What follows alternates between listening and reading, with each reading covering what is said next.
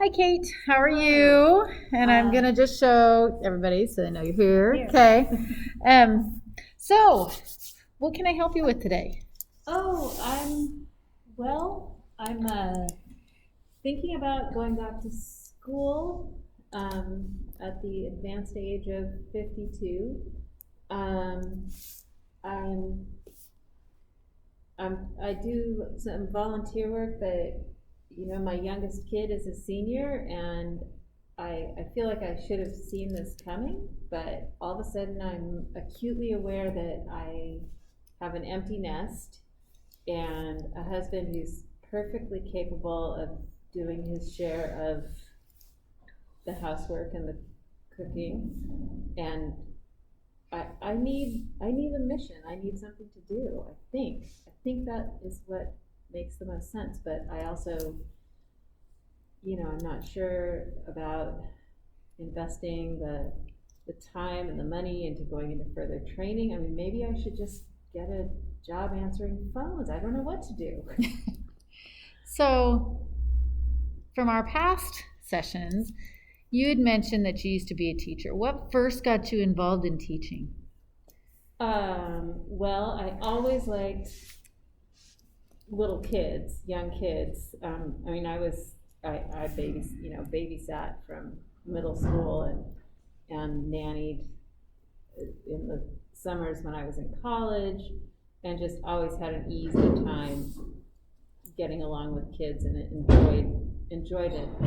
And then after college, I had a job in sales for a couple of years, and I did really like that, but I got a job on the weekends teaching skiing, because that way I could ski for free. That's And smart. yeah, and I loved it. And then I got a job. I quit my sales job and got a job at a private school where I was sort of I helped in the preschool in the morning and the after school care. I did a little bit of everything, just being like an assistant. And I really liked that. Um, so then I went to grad school for elementary education, Uh huh.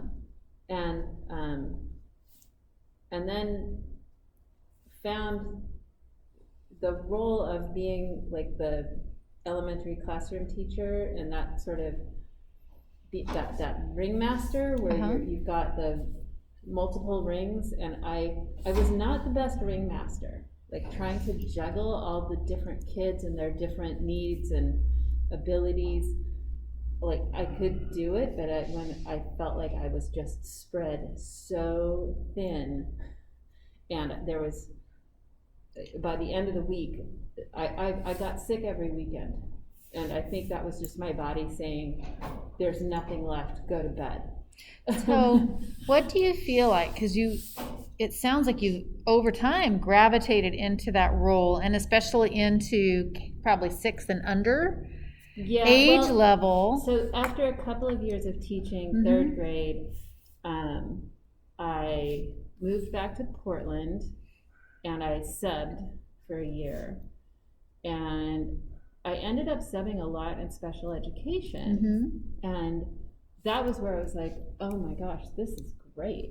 Because there's only about, you know, six, maybe 12 kids in a Mm-hmm. classroom. There's usually at least one assistant. Mm-hmm. And the whole job is meeting each kid where they are and Right. helping them get to the next thing. Mm-hmm. And so I took some more classes and took the NTE and added that certification. Oh, nice. So I made a That's switch good. back then and stayed in elementary special ed after that. And at that point, we moved around a lot. Uh-huh. So I never really, I had a bunch of different jobs. I enjoyed some more than others, but they were all in special ed. But I was following my husband around during his training, so I didn't get, established and really develop a career with a district. Mm-hmm. And then I had babies. Uh-huh. And then we moved back to Oregon, where massive budget cuts were happening, and everyone who was getting jobs was getting pink slipped Right. At the end of the year. So, And the schools desperately needed volunteers, so I've been volunteering since then, and I haven't been working in a formal way. mhm. And so it's time to go back to something, and my training and background, I mean, it did happen, but I am Right. very out of date, especially in special education. There's a lot of, terminology and vocabulary, and I know I'm afraid to say, because whatever it was that I called it is probably. That happens though, obsolete. regardless, right? And Yeah. my attitude for that, because Yeah. I've been teaching for 20 years, is somebody had to keep their job and change the word. I mean, to be honest, the same concepts are very similar Right. to what you'd done before. Right. It's really just a vernacular. Right. And so I was wondering, because it seems like that is your gravitation, like that's where you gravitate to, is to kids and to having some sort of instruction or positive influence. Yeah. What are your strengths? If you looked over your experience in volunteering and your SPED experience in your teaching, what would you say stood out to you as a strength that you've used in those areas? I thought about that when I was thinking about, should I just, go back and reactivate my special education license and just go back to that, because that would be quicker and require a little bit less investment than doing the whole school counseling master. Uh-huh. But the best part of being a SPED teacher for me was kind of the troubleshooting. Okay. I liked the teaching and working with kids and helping to move forward with skills and reading. But what I really liked was when we would be sitting down with the team and addressing what's the issue and how are we going to solve that, or how are we going to work with that. And so sometimes it was when I had a job for a while where the kids on my caseload were we called it ED, which at the time was emotionally disturbed. It's I'm definitely sure different these days. No longer what we call it. Well, I think it is, but I'm pretty sure the connotation might be different for different people. Right. Well, so my kids were the ones with serious behavior issues. So, we'd have somebody who was just blowing out in science class, and maybe a teacher who wasn't inclined to be accommodating, and so we could meet and figure out a plan where maybe that I could get the materials from the teacher, and either myself or my assistant would work with the kid would come to my room for science, and we'd say, okay, we're going to do that for the next 3 weeks and see how he does on the test, and then we'll check in about whether we should try to reintegrate, because we would also want to get the kid into the least restrictive environment we could. Right. But we'd also want the kid and the kid's classmates to be successful. So that role of sort of helping the schools to be a functional place for all the kids, the ones who are happy to be there and don't have a lot of issues, and the ones who are, not as comfortable. So I see being a school counselor as being able to sort of focus in on that problem solving and helping kids, having the teaching part be more about helping kids learn how to solve problems on their own, or how to ask for the help they need, and that kind of thing. Okay. So it sounds like, when I'm looking at your strengths, you've picked a career or a job that you're looking at going into that fit those, which makes sense. So you're looking at, counselor does have to problem solve with kids and teachers, and they have to be a team of someone that works with a team, not only, but multiple stakeholders. So not only who you're working with every day, but the staff, the parents, the student, the school board at times, I'm discovering. Oh, the school board. Because I've had to do a few of those now. One of the things about SPED that was kind of also my favorite was that it wasn't the only adult, Mhm. you know, and so just even if it was just that there was an assistant in the room, and when a kid said something funny, we could kind of look at each other and giggle a little bit. It was so nice to be able to, or just to have someone else to work with. Isn't it? Yeah, 'Cause interesting. I like kids, Uh-huh. but maybe not quite that much. Well, you want somebody to bounce ideas off of. I think it sounds Big like time. more so than, like, you like the kid, but you want to be successful, so you don't want to just rely on yourself. Yeah, You and want I that am- overall team approach. And I am in awe of teachers in general and elementary school teachers in particular, because that is it's a huge job. Mm-hmm. And there are people where it's just so natural, and there's people where maybe it didn't come quite as naturally, but they worked so hard and really gotten that skill set to manage that group, Right. and bring that group together, and that is just amazing. But I'm happy that it led me to special ed, and that now I think that moving into school counseling is going to be. I mean, I think I found a good path. Okay. I'm certainly enjoying the classwork so far. That's good. But meanwhile, you know, my husband is super supportive, Oh, good. but he's also like, he was talking about going to visit our son who's living in Europe, and he was saying, "Oh, we'll go this summer. Yep. You know, if COVID's resolved, we'll go this summer." And I looked at Yeah. him and I said, "I'm gonna be in school." Right. And he said, "Oh." And so, you know, he doesn't, I don't think he realizes how nice it is to just kind of have me Yep. at his I bet that's beck true. and call. Mm-hmm. I bet that is true. I was going to ask you that. What kind of hours does he usually work? Because that's going to be a big change for you too, It coming is. from where you've been focused on children, attending events, Yeah. organizing events, going and volunteering, that kind of thing, where it's Yeah. flexible. Well, and you know, we've done, you know, most of our travel and so on has been connected to the kids' schedule. Oh, uh-huh. So that's, you know, that's worked out fine. But you know, I think I think Dennis has been kind of looking forward to when our youngest child graduates, that he and I could have, Right. we could have been on not the school schedule. Right. And, you know, if I'm working in the school district, You'd we'll still still be be on on the the school schedule. Yeah. But so that's, you know, that's gonna be a change, but it will, you know, we'll manage it. Mm-hmm. But it's gonna be weird not to,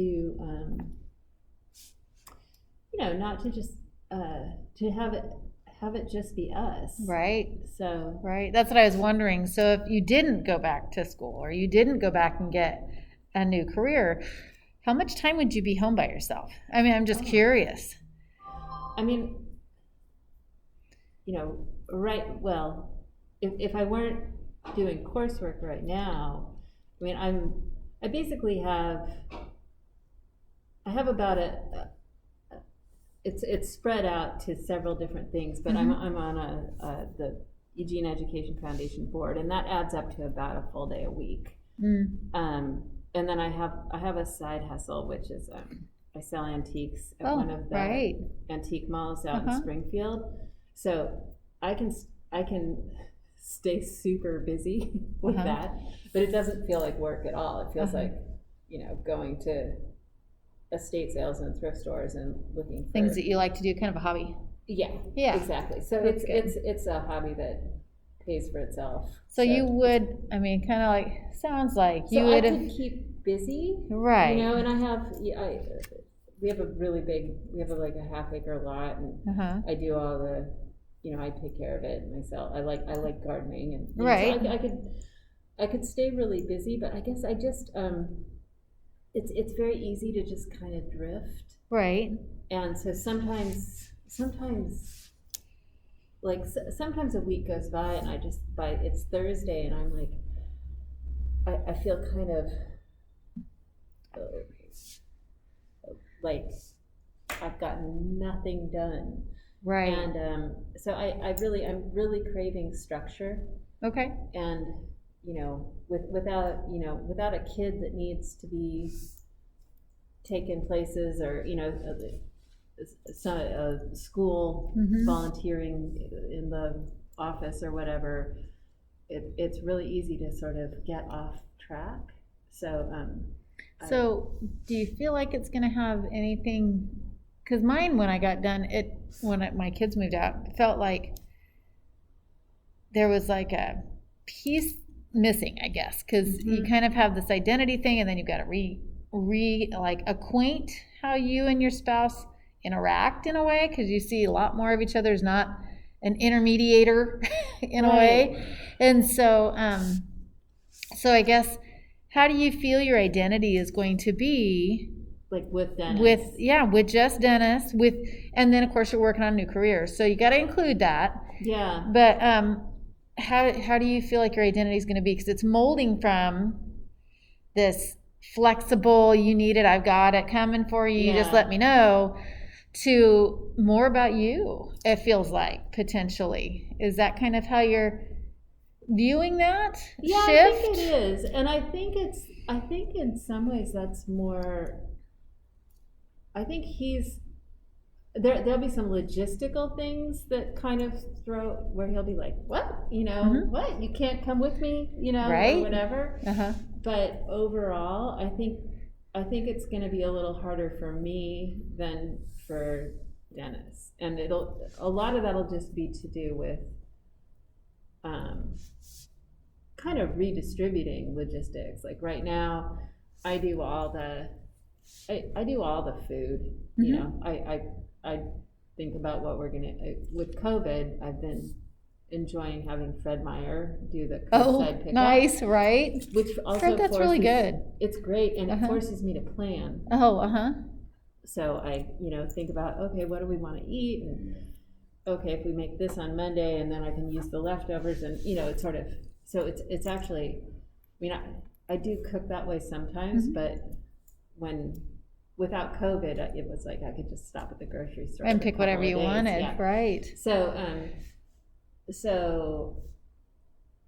I think sort of handing some of that thinking and some of that doing of cooking and grocery shopping and so on off to Dennis. Like, he's totally capable. He's a decent cook and likes to. So and if it's just the two of us too, like there'll be, without two teenage boys to feed, there will be a lot less. Oh yeah, you'll have, my whole freezer's full of like leftover lunches, so that I can take it with me, because I feel like I'm wasting food because they overcook. Yeah, it's really hard not to overcook.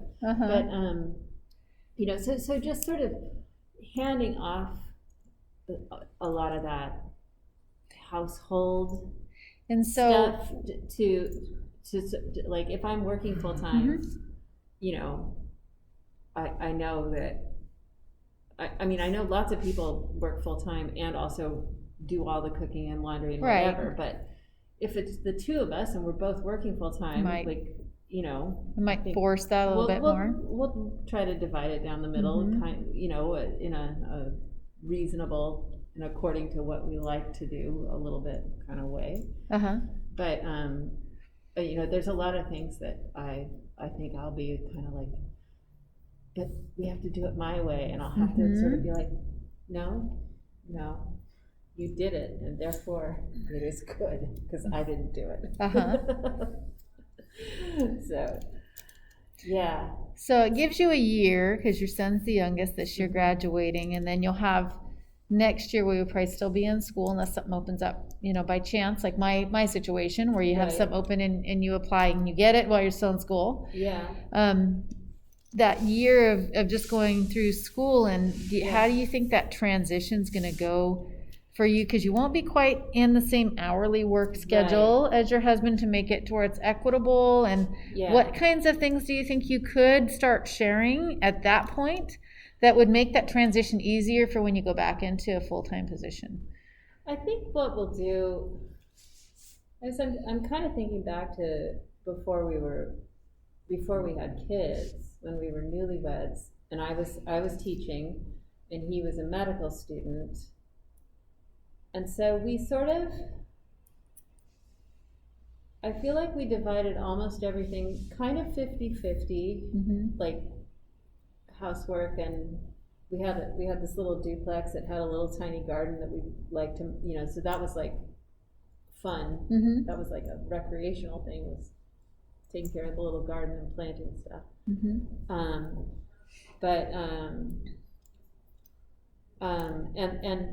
the thing that I did more of then was cooking, because I got home earlier. I usually got home at about 5:30 or 6. So I would watch the Seinfeld rerun and cook. That's like them all. That's so funny. So I would do that and cook, and then when he got home, we would have dinner, and then he did the dishes, and then we had a baby, and then I was like, I'll do the dishes too, because I just don't want to hold that baby anymore, because I held him all day. So so that changed it up, and I mean all through when our kids were young, I was like happy to go and just have that kind of time to self. Just make the kitchen orderly, and nobody would come bug me, because they knew if they did, I'd make them help. So they left you alone. So they'd just leave me alone, and it was sort of my break. It sounds like that might be your sanctuary in a way. Yeah. So that may be, and you've had more than that. So you've had like 21 years to make it your sanctuary. Yeah, and I mean, I think, like, if it continues to be that would be fine. Or if Dennis ends up kind of moving into half of that activity, that would be fine too. We'll just play that one by ear. It'll be interesting to see. Our kids are out, but but will they bounce back? All these things are still right. I don't feel, nothing is very settled right now, and I guess that's part of. I mean, I feel like that's another reason that I feel like I need a plan. I need a schedule. I need a boss. I need an employee handbook, because everything is just kind of up in the air. And there's really good things about that, just that sort of openness, but it's also it feels a little unstable. Right. I guess. Well, and it sounds like, just listening to you, that you've had a lot of control in your home, especially. With the children, with the house structure, being, and so it's able to sort of do it, however seemed reasonable. Right.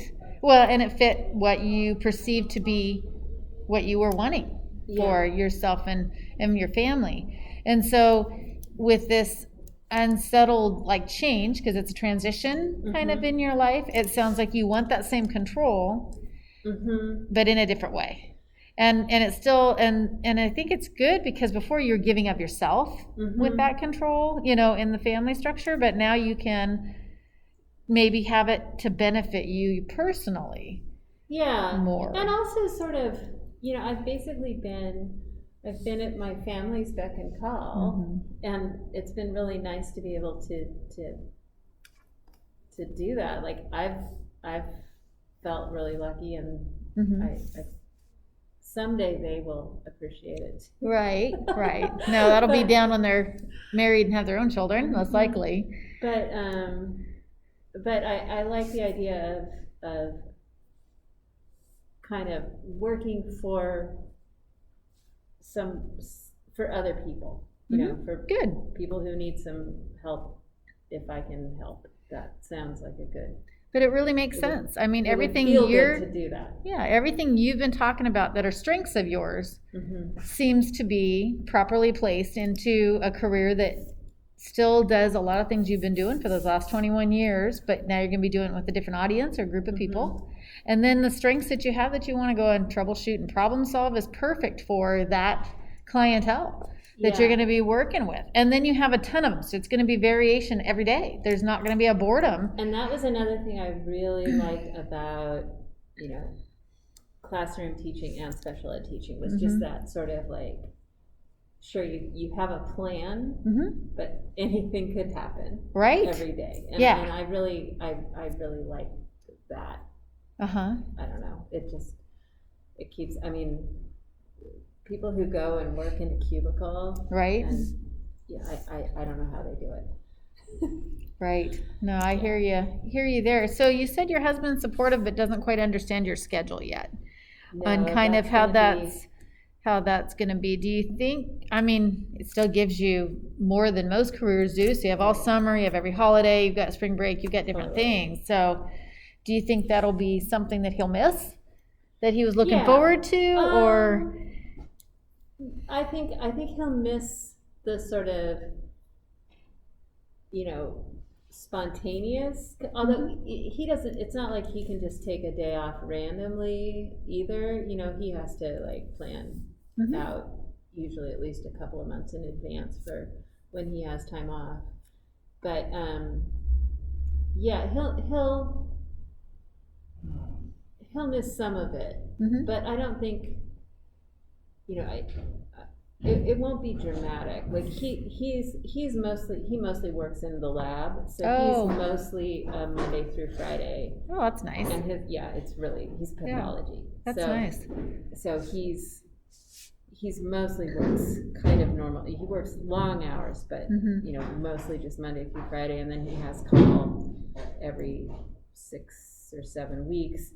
And his call usually means he works a little bit more, and occasionally he has to go in the middle of the night, but that's fairly rare. Like that's if somebody comes into the OR and something's traumatic blown up and they think, oh my God, is it cancer? And then they need him. So to look at, to get out the magic microscope. So, but that's pretty unusual. Like most of the time, people who come in, it's like a car accident or something. So, you know, if he were, you know, many other types of medical people where they work on weekends and they work, you know, really intensively on and then they're off, like this might not work. But I think, you know, logistically this is going to be okay. That's good, because I think, like it said, you guys have had such a different relationship with each other in the, you know, for quite a few years now, that this will be a change to be able to fit into that pocket. Yeah. Well, and time. He's also, like, when he was a med student, you know, his joke was that his girlfriend was a rich teacher. And now he's like, this is great. You know, my old lady's going to be a rich teacher again. And I'm like, not a teacher. And oh boy, not rich. But yeah. So that'll be, that's kind of funny. That is funny. Yeah. Yeah, that is funny. And it sounds like he's pretty supportive and doesn't seem to like want to keep you home to where he's. I think he's sort of wondered why I haven't gone back to work for years, and I'm like, I'm busy. Right. You know, it's. But there wasn't a need. I mean, for you personally, didn't feel like there was a need there. No. Well, and I mean, I do feel, I tell younger people who have little kids, I'm like, go back to work. If you just stay home, I mean, it's really nice and all, but all of a sudden your kid's going to be 12 years old, and you'll say, go make yourself some lunch, and they'll say, I don't know how. Because you've done it for them. Because, and you know, like it's, I don't know that it's really the best thing for kids to have a stay-at-home parent. So is that how you feel looking at your children, that they've become a little too reliant on you and not independent enough? They are, at this point, they're quite independent, but there were some years in there where like I would say 12 to 16, Mhm. where it was, they were really, they would, at least at times, it was sort of, they would either want to be completely independent and don't tell me what to do, Right. or I don't know how to do my laundry. Mhm. You know, and it was just like, and you know, I feel like if there had been a little more necessity for Uh-huh. them to step up and contribute with chores and Mhm. so on, that might have been less of a thing. Mm. And I mean, they, you know, they had chores and they Right. did them, but there was a lot of sort of, oh, I don't know how, you know. Uh-huh. So they really tried to have learned helplessness, and we had to really push back against that. Especially my oldest one. Oh my goodness. And was he closer to you, though? In He and general, is he I- a mama's boy? We have the same brain, So no. So just real similar? real similar. Okay. Like we're both very impulsive and both very extroverted, and I don't know how creative he is. Mm. We'll see. But I think it's really good for him to be out on his own and learning to manage himself, and he seems to be doing it pretty well. So you were a good role model in quotes, right? Because I mean, they have to see it to actually do it. So Yeah. even though they were dependent, they were watching you all the time. Yeah, I think they were. And, You know. Yeah, and they seem like he seems to be really pulling himself together. Like he's doing really well in school. Good. Which I did not anticipate. And you know, he's not choosing the easy way. Like living in Right. another country is much like he could we could be so much more available to him and just Mhm. helpful to him if even if he lived in, you know, New York. Mhm. But this is it's tricky. Like even, you know, even just like paying a tuition bill or whatever, it's like it takes at least 3 days because I have Right. to go and do this transfer, and you know, so Right. so everything has to be kind of thought through ahead of time, which is really good for sort of tempering the impulsiveness. Right. Well, this is true. So So- that's nice. Well, we've gotten through our time today, and I want to say how much I've appreciated you sharing with me, and hopefully next week might have been something more in the lines of how you feel about the children. We focused a lot on you this time. Well, thank So- you for doing that. Yeah, Those so- children.